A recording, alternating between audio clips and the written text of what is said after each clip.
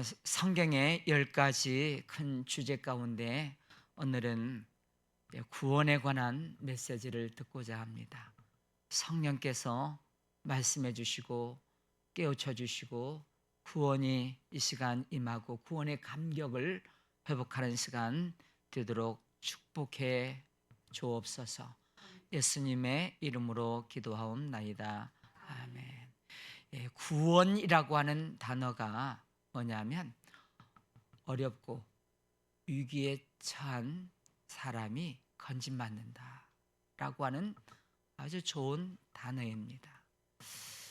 우리는 여러 가지에서 구원을 경험해야 되고, 또 어떤 구원이 있어야 되냐면 죽음의 심판에서 건진받는, 죽음에서 건진받는 그런 생명의 구원의 역사가 있어야 되겠고요. 성경은 이렇게 말합니다. 이스라엘이여, 너는 행복한 사람이로다. 하나님이 그 사람 행복하대요. 행복도 이게 잠시 행복이 있고요, 가짜 행복이 있고요, 진짜 행복이 있어요. 하나님이 신명기 33장 29절에서 말씀하시는 이 행복은 진짜 행복이에요. 이 행복을 누려야 되는데 잠시 행복이 아니고 영원한 행복, 그 행복이 뭐냐? 그 다음 말씀에 나와요. 이스라엘아, 너는 행복한 사람이로다. 너와 같이 구원을 얻은 백성이 누구냐? 이 말의 뜻은 많지가 않다는 겁니다. 소수의 사람들만이 구원받아서 행복을 누리게 되는데, 저는 우리 이곳에 계신 분들, 그리고 여러분의 가정의 식구들 모두가 다 진짜 행복해서 나 구원받았다, 죽음에서 건진받았다, 영원한 생명을 얻게 되었다, 기뻐하면서 행복하는 여러분들 되시기를 주님의 이름으로 축원합니다. 제가 지난 월요일 NCMM 우리 OK 협약교회 모인다고 해서 우리가 무산시를 이제 입양 받았는데, 가서 저번에 이게 OK 전도 운동 그림 가지고 3분 전도하는 그 전도 하시는 분 가운데 한 분이, 목사님 반갑습니다. 목사님, 이 그림 전도 잘 활용하고 계시나요? 아니요, 잘 못하고 있어요. 그러면 목사님, 우리 교인들 구원받지 못한 사람들이 있을까요? 제가 뭐라고 대답했겠어요? 있어요. 있어. 그러면 그 사람들 명단을 좀 주셔서 저희가 가서 이 그림 전도로 구원을 확신하도록 그렇게 하면 좋겠어요 라고 했는데, 그 마음, 또 구원해 보고 싶다는, 한 사람이라도 더 구원해서 천국에 데리고 가고 싶다는 그분의 그 말이,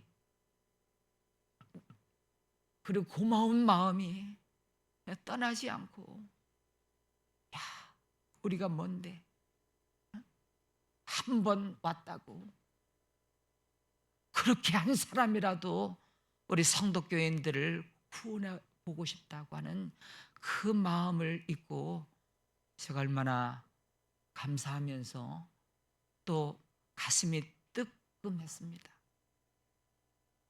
정말 우리 실제로 조사하지는 않겠지만 구원받은 사람, 아직 확신이 없고 구원받지 못한 사람 한번 조사를 해보면 과연 어떻게 나올까? 제가 보기에는 여러분들이 신앙생활은 하고 있지만, 교회는 나오고 싶지만, 제가 정말 지금 죽어서 천국 갈 수 있을까? 내가 구원받았을까? 이 확신이 없는 분들이 있을 거라고 생각을 하면서 오늘 이 말씀을 잘, 구원이잖아요, 구원. 여러분 다 구원이 여러분에게 임하시기를 축복합니다. 예. 하나님께서 세상을 창조하시고 선악과를 동산 중앙에 놔두시면서 먹지 마라, 먹는 날에는 반드시 죽으리라, 그렇게 말씀을 하셨고요. 사단의 유혹에 빠져서 그것을 따먹고 결국 인간은 죄가 들어 죽음이 찾아오게 되었습니다. 여러분, 죽음은 원래 인간은 하나님이 만드실 때 죽지 않는 존재로 만들었어요. 하나님의 성품하고 한 반절이 같이 있는데, 하나님의 성품 가운데 영원하신 성품이 있어요. 하나님의 형상으로 창조된 인간은 영원하도록 창조되었어요.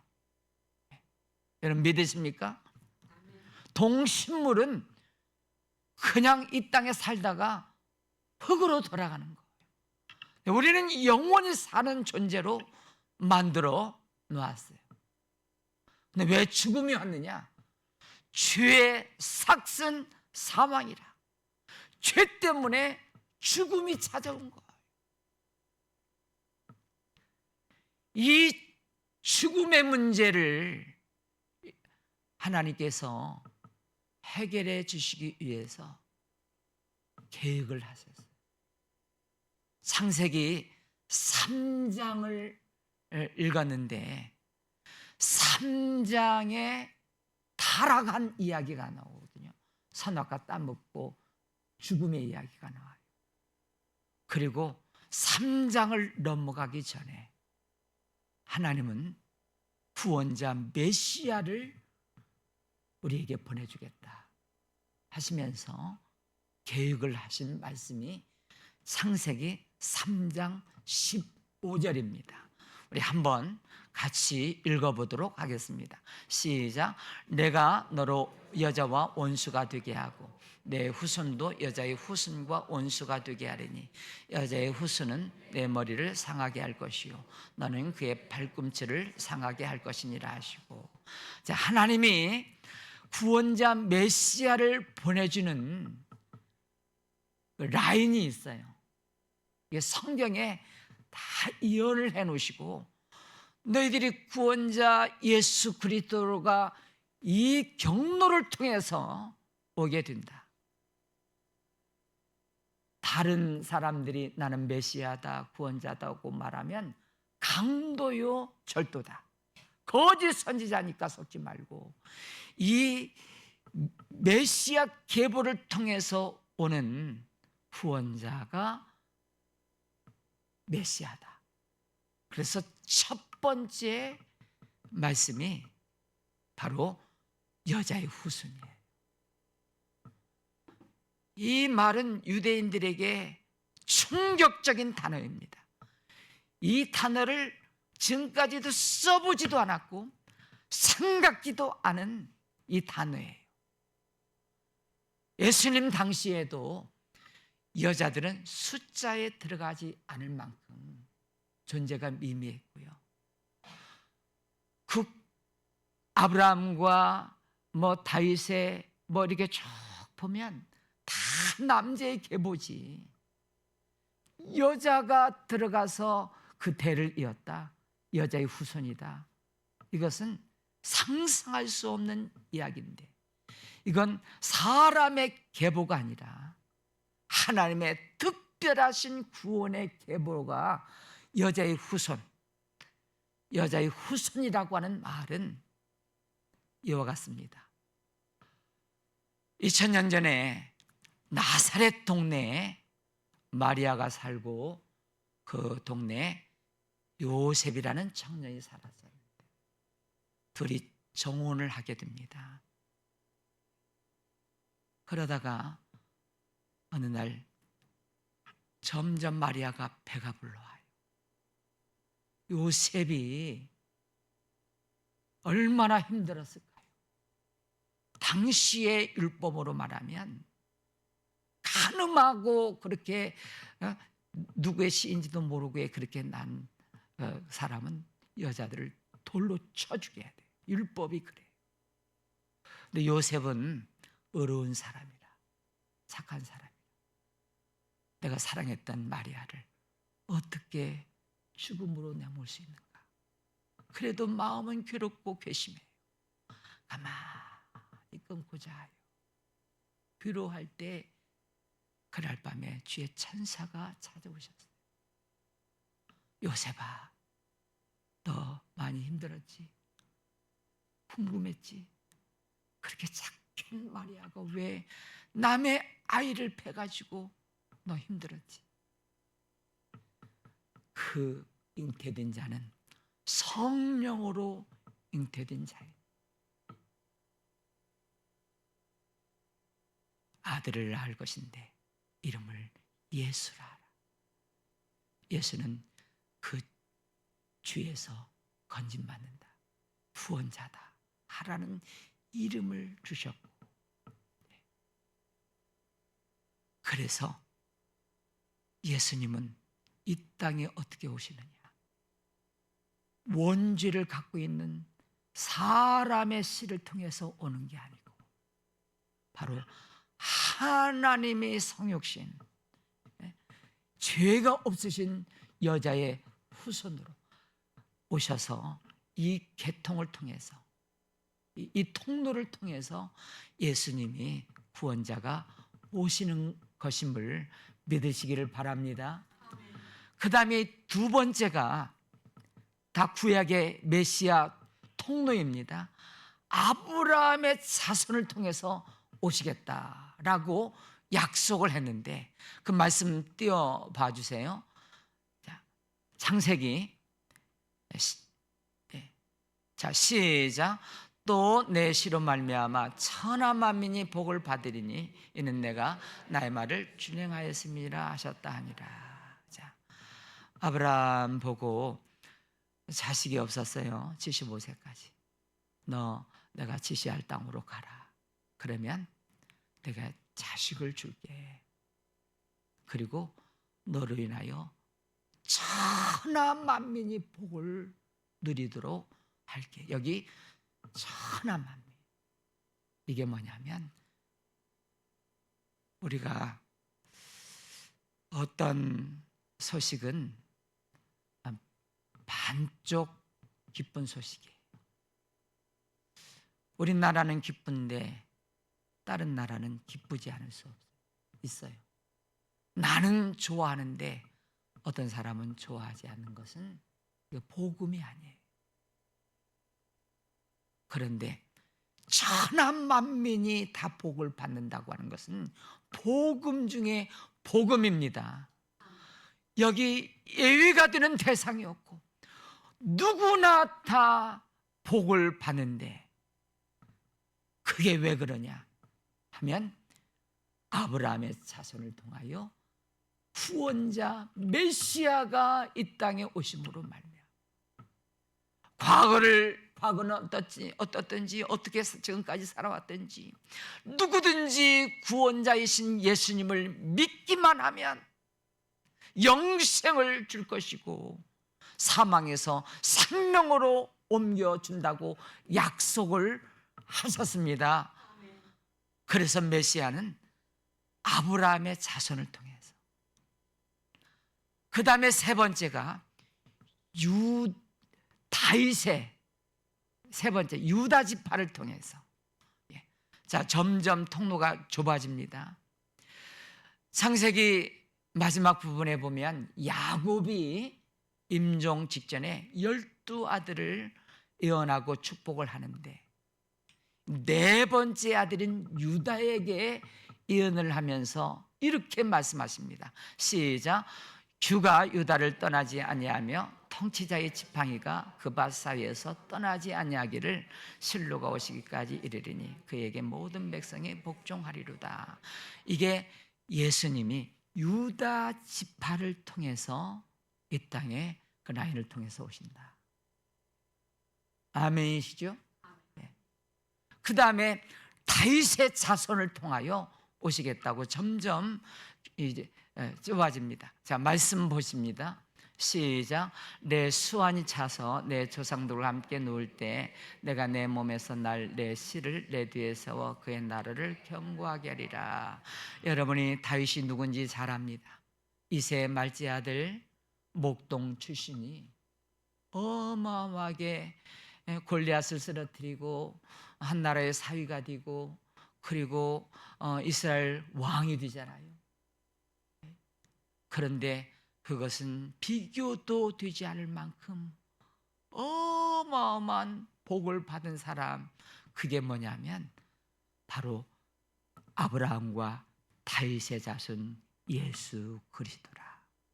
바로 그 후손을 통하여 메시아 후원자를 이 땅에 보내주시겠다고 쓰시는 그 족보 계보가 이어지는 엄청난 복을 받습니다.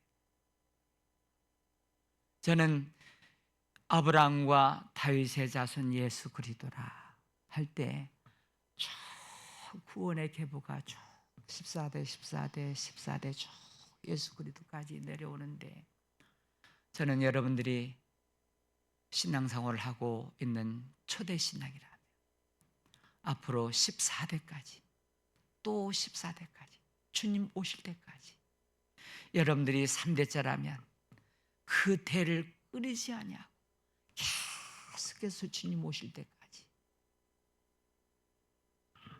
여러분, 서울대학에 할아버지도 자기도 아들도 손자도 다 서울대학에 갔다. 그러면 좋아요, 안 좋아요? 자랑스러워할 거예요. 이게 비교도 되지 않을 만큼 구원의 계보가 쭉 여러분 끊이지 아니하고 다 구원받고 천국에 갈 수 있다면 비교가 되겠어요. 그와 같은 복이 임하시기를 축복합니다. 그 은혜가 함께 하시기를, 여러분의 계보에 쭉 이어져 내려가시기를 축복합니다. 아멘. 네.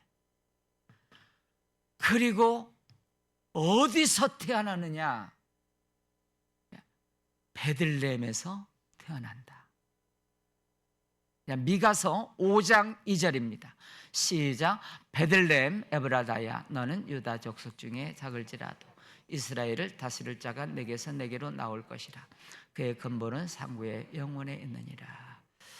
바디메오가 앞을 못 봅니다. 앞을 못 보고 이렇게 있는데 막 군중들이 막 이렇게 다가오는 것을 보고 지나가는 것을 보고, 도대체 이게 이 군중들이 누굽니까? 누굽니까? 누가 저렇게 이 군중들을 이끌고 가고 있습니까? 그러니까 그 군중 중에 하나가 이렇게 말해요. 나사렛 예수가 지나가신다. 예수님이 자라신 곳이 나사렛 동네예요. 그때 바디메오가 뭐라고 불렀느냐면 예수님을, 다윗의 자손 예수여, 나를 불쌍히 여기소서. 자, 나사렛 예수라고 하는 말은 무리들, 그리고 예수님을 선지자 정도로 생각하는 그 상태예요. 나사렛, 아직 몰라요. 근데 다윗의 자손이라고, 이것은 메시아라고, 우리를 구원하러 오신 메시아라고 고백하는 것이 다윗의 자손이거든요. 이 소리를 듣고 예수님이 깜짝 놀라서 발걸음을 멈추고 이렇게 바디메오에게 말해요. 내 믿음이 크도다. 내 믿음대로 될지어다. 그리고 눈을 떠주셨어요. 영안의 눈을 뜨고요. 여러분, 앞을 못 보지만 이미 예수 그리스도 메시아인 것을 다른 사람들은 못 보지만 바디메오는 봤고요. 그리고 육신의 눈도 떴고요. 저는 여러분들이 예수님을 수없이 알고 신앙생활을 하고 예배도 많이 드렸지만, 여러분, 예수님은 내 소원을 이루어주고 뭐 이렇게 해주고 뭐하고, 그리고 성경에서 지식적으로 알고 거기서 단순하게 끝나지 말고 그분이 나의 구원자이십니다. 이 고백이 진심으로 있어지게 되기를 축복합니다. 저는 이 베들레헴에서 마리아가 요셉의 나사렛에 살다가 왜 베들레헴에 만삭이 되어서 갔지요? 여기서 하나님이 왕의 마음 역사를 주관하시고 성경에 있는 모든 예언들을 하나님의 말씀대로 다 역사가 진행되고 있다는 것을 발견하게 되는데요. 미가서 5장 2절, 앞으로 태어날 메시아는 베들레헴에서 탄생한다. 그래서 누구를 감동시키냐면 로마 황제 가이사를 감동시켜서 무슨 생각을 하게 하냐면 모든 지배 민족의 호적을 고향 땅, 조상 고향 땅에 가서 호적을 하도록 뜬금없이 그렇게 한 것은 로마 황제 가이사도 자기가 왜 그런지 우연히 그런지 이건지 그런지 몰라도 여러분, 그 배후에는 하나님이 성경을 이루게 하시려고 그렇게 하신 줄로 믿으시기를 바랍니다. 여러분, 그 절대 무너지지 않을 것 같은 바벨론, 아수르, 로마, 하나님이 다 때가 됐다. 그래서 그 거대한 바벨론을 누가 무너뜨립니까? 저 바산 나라 고레스가 아주 미미한 세력이었는데 거대한 바벨론을 정복하고요. 그 때가 됐어요. 때가 언제냐면 이사야 선지자를 통하여 포로로 끌려갈 때 70년이 차면 돌아오게 하리라. 그때가 언제냐면 70년이 다 된 거예요. 그래서 바벨론 왕이 포로들 고향으로 보내지 않으니까 고레스라고 하는 사람을 등장시켜가지고 그 사람을 키워가지고 바벨론을 정복해가지고 고레스로 하여금 칙령이 발표되는데 모든 사람들은 고향 땅으로 돌아가라 하면서 그 칙령을 내린 건 여러분, 고레스 마음에서 나왔을까요? 이 하나님께서 성경을 응하게 하시려고 예언하신 것을 다 이루게 하려고 그때는 이 사람을 들어서 감동을 주시고 저 때는 저 사람을 들어서 감동을. 여러분, 이 이야기는 하나님이 역사를 주관하시고 누가 어떻게 하는 것은 하나님께서 이 성경을 이루게 하시려고요. 여러분이 잘 아시는 모르드게가 내일 하마니에서 장대에 높이 다는데 그 전날 밤에 잠이 오지 않게 하고 열대일기를 읽게 하고 했던 이가 누굽니까? 그 왕은 어쩌다가 오늘 잠이 오지 않겠지 생각했을지 모르지만 하나님이 모르드게를 살리고 유대인들을 다 살리게 하려고 그렇게 왕의 마음을 다스리시고 붙잡으신 줄로 믿으시기를 바랍니다. 여러분, 이 역사는 지금까지 이 성경에 이어낸 그대로 지금까지 달려왔고요. 여러분 10가지 중에 지금 다 이 재림 전까지 다 성경에 빈틈없이 그 말씀대로 착착착착착착 메시아가 베들레헴에서 탄생하는 것까지도 착착착착 다 이루어졌고요. 여러분 지금 이 세상 돌아가는 일도 그리고 마지막 때를 향해서 가는 일도 다 이 성경대로 이루어가고 있음을 믿으시기를 바랍니다. 그래서 진리 안에서 자유하시기를 바랍니다. 하나님의 역사를 주관하시고 이 말씀대로 다 응하게 하시려고 사건도 사고도 이런 일도 나라 이런 일도 다 이루어가고 있음을 믿으시기를 바랍니다. 네.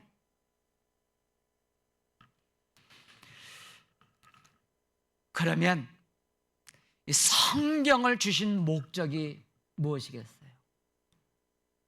그 이유는 단 한 가지입니다. 물론 이 성경을 읽고요, 신명기 28장 같은 데는 이 율법을 잘 묵상하고 자루나 오르나 치우쳐냐 알고 지켜 행하면 내가 28가지 복을 줄게. 이 복을 줘요. 여러분 믿으세요? 부모 연로하시고 아프시고 그렇게 지극정성으로 하면요, 땅에서 잘 뛰고 장수하는 복을 주세요. 이건 불신자든 신자든 다 이 복을 주셔. 그래서 때로 부모님이 연로하시고 아프시고 병원에 계시면 한편으로는 마음이 아프지만 여러분 지극정성 하나님께서 내게 복을 주시는 시간이다. 그런 생각 나지 않겠지만 아무튼 그렇게 하세요. 말씀대로 다 응하십니다. 이런 식으로 이제 하나님께서 말씀을 지키는 자에게 뭐 다 주시는데요, 다 응답하게 하시는데요, 성경을 주신 가장 중요한 이유가 뭐냐면 디모데후서 3장에 구원에 이르는 지혜를 얻게 하려 함이라. 우리를 구원하시려고 이 말씀을 우리에게 선물로 주셨어요. 교훈과 책망과 바르게 함과 의로 교육하기 위하니 선한 일을 행하기에 의욕하니 이런 것도 있지만 가장 먼저 나온 것이 구원을 주시기 위해서. 그래서 요한복음 5장 39절에 보니까 너희가 성경에서 영생을 얻는 줄 생각하고 성경을 연구하려고 이 성경이 곧 내게 대하여 증언하는 것이라. 바로 예수 그리스도에 대해서 증언하는 것이다. 그래서 구약은 예수님이 오신다, 신약은 예수님이 오셨다, 그리고 다시 오신다. 이게 성경이고요. 그 성경을 통해서 여러분들은 반드시 구원자이신 메시아 예수님을 만나서 구원받기를 축복합니다. 제가 그 NCM 간사님 얘기 들으면 한편을 뜨끔했더라고요. 뜨끔했어요. 정말 구원 확신 없는 자가 있을까요? 네, 있습니다. 보나마나 있어요. 여러분, 구원은 어떻게 이루어집니까? 어떻게 구원받습니까? 먼저 할 것은 천하 인간의 구원 얻을 만한 다른 이름을 주신 법이 없어요. 우리를 구원하실 분은 단 한 분, 예수 그리스도이십니다. 베드로는 주는 그리스도시요 살아계신 하나님의 아들이십니다. 천국 열쇠를 주세요. 한번 따라서 합니다. 주는 그리스도시요 살아계신 하나님의 아들이십니다. 도마가 물어봤어요. 주님 어디로 가십니까? 내가 곧 길이요 진리요 생명이니 나로 말미암지 않고는 아버지께로 올 자가 없느니라. 예수 밖에는 천국 가는 길, 영생을 얻는 길이 없습니다. 우리가 다 사람은요, 다 구원받고 싶어요. 영원히 살고 싶어요. 근데 여러분들은 진짜 제대로 구원의 길, 복음을 들을 수 있는 은총을 받았어요. 저 절간에 가서 무당 다 영원히 살고 싶다니까요. 어떻게 하면 착한 일을 통해서 공로를 쌓아서 이렇게 해서 뭐가 부처가 되어서 이게 여러분 다 마음 같은데 길이 달라요. 그 길은 헛짓된 길. 그러나 우리는 예수 그리스도를 통하여 천국 가는 길, 진리, 생명을 얻습니다. 저는 7가지 큰 주제를 하다가 3가지를 더 집어넣었어요. 다음 주에 죽음에 대해서 집어넣었어요. 죽음. 예수님께서 우리의 죄를 대신해서 십자가에 죽으셨잖아요. 3일간 죽었잖아요. 우리도 반드시 죽잖아요. 이 죽음의 문제를 어떻게 해결할 것인가? 죽음 앞에서 어떻게 당당해질 것인가?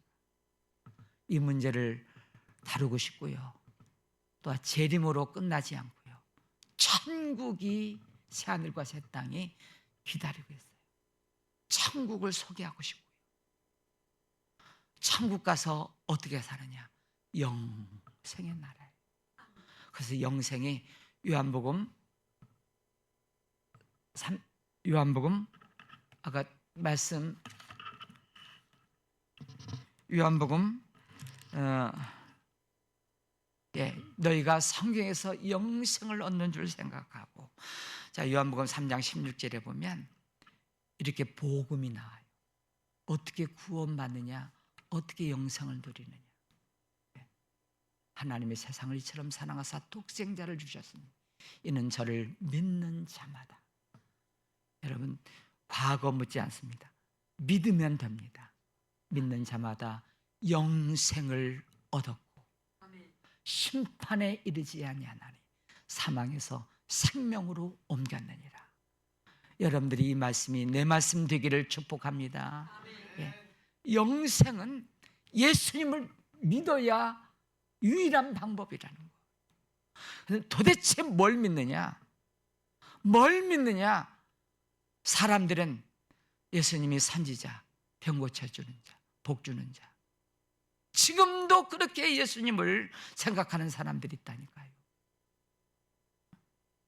그런데 예수님을 못 믿느냐? 예수님이 십자가에 죽으시는데 내 죄를 대신 담당하시고 우리 무리의 죄악을 그에게 담당시키시고 내 죄를 대신 담당하시고 십자가에 죽으신 것을 믿고 나를 살리려 다시 부활하신 것을 마음으로 믿고 입으로 시인하면 구원에 이르르니. 할렐루야. 교회 다닌다고 착하게 산다고 천국 보내는 게 아니에요.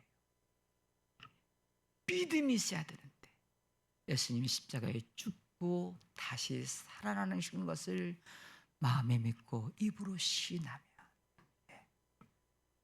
여러분 그렇게 하시겠습니까?